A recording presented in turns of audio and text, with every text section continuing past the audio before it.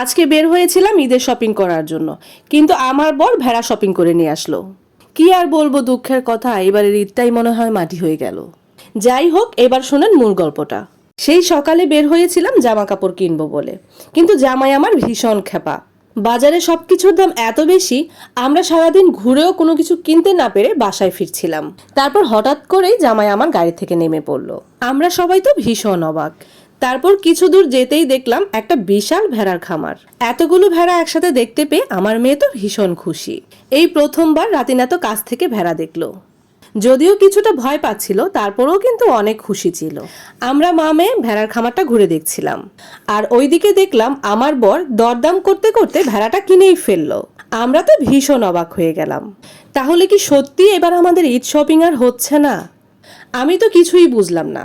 আচ্ছা বলেন তো, এখন কি আমরা খুশি হব নাকি দুঃখ পাবো? শোনেন তাহলে এবার আমার আসল কথা।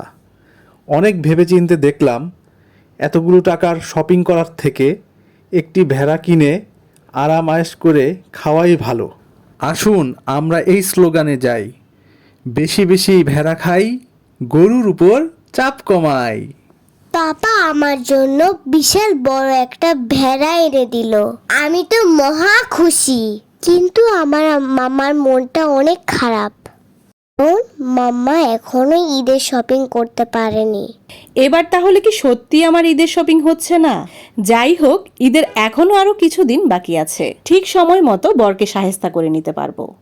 এখন তাহলে সবকিছু ঠিক রাখতে বরের স্লোগানেই ফিরে যাই, বেশি বেশি ভেড়া খাই, গরুর উপর চাপ কমাই।